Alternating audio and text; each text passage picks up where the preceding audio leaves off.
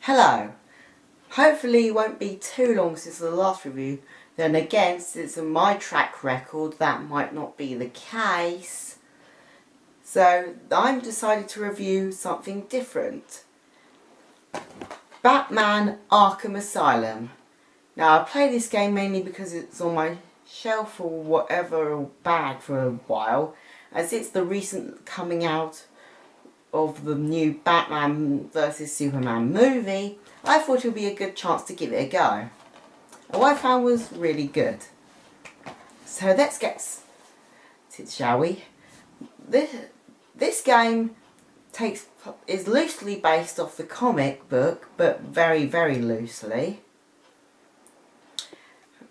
And the basic plot is that Batman has captured the Joker again, and has brought him to Arkham Asylum again, and that a bunch of Joker's minions have been taken to the asylum because the main prison burnt down, except the Joker was the one behind it.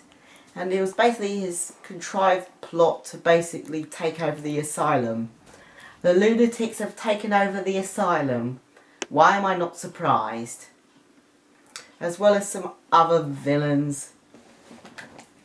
And I really think that the plot is okay.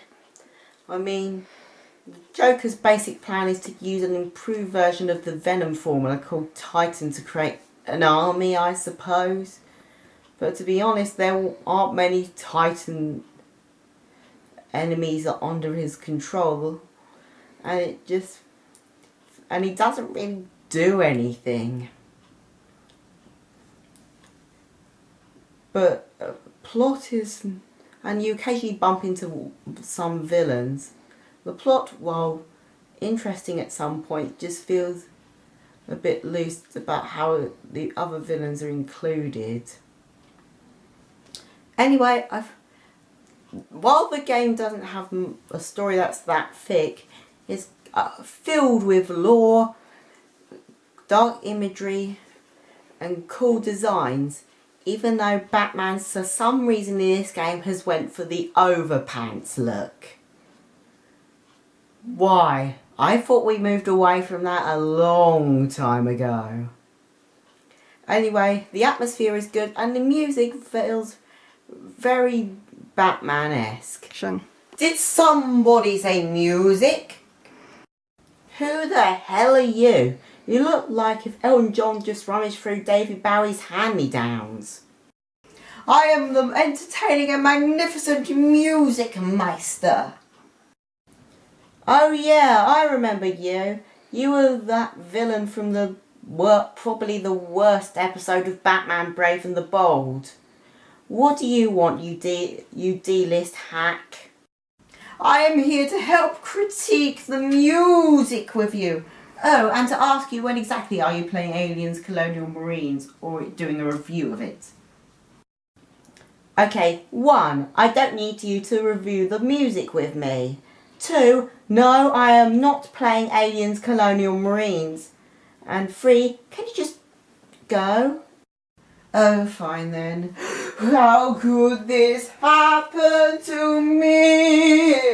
I made my mistakes, got nowhere to run. The night goes on as I'm fading away. Thank goodness he's gone. Although his singing wasn't that bad. Anyway, one of the good things about this game is how they portrayed some of the villains. Specifically, the fact that the Joker in this one is voiced by Mark Hamill. AKA the only good thing Mark Hamill has ever done. No. I don't think Luke Skywalker was that good of a character. In my eyes, Mark Hamill is the Joker and only the Joker. The other character I think was done really well in this game was the Scarecrow. Mainly because of how freaky he was. It's like if he sort of took inspiration from Freddy Krueger. Only instead of claw hands, he has hypodermic needles. nice. Also, his sections were probably some of the best in the game. With just how psychological they were, and it felt like somehow he's manipulating you to go into Silent Hill or something. The rest of the villains were okay, I guess. Bane didn't have enough time to be rounded out. Killer Croc was absolutely huge, although we really didn't do much apart from one chase scene and occasional appearances. Now, who else am I forgetting? Ah yes, the Riddler. aka the character that didn't really have much to do except occasionally give you an optional riddle and a bunch of trophies you can collect. Seriously, he had barely anything to do with the plot. In fact, he had nothing to do with the plot. Poison Ivy was there, and then for some reason just sort of takes over the plot for a little while before getting back on track to stopping the Joker. And Harley Quinn, who is Harley Quinn because Harley Quinn. The problem I had with the villains, they were dealt with in such lame ways.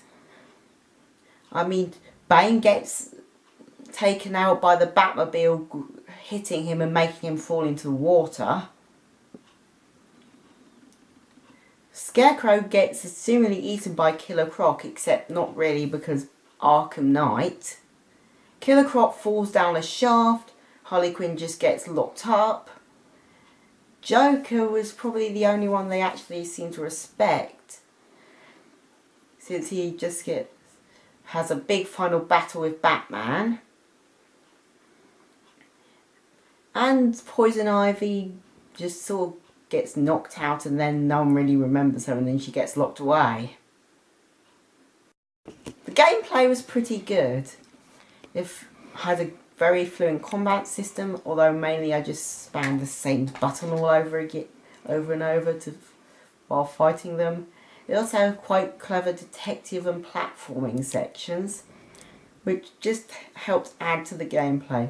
The overworld was a bit boring really, but then it wasn't too big, which is the problem I might find with the future games. And the bosses were forgettable. Seriously, Poison Ivy was the only one that actually felt like a big epic boss fight. The rest of the one were basically just Bane over and over again.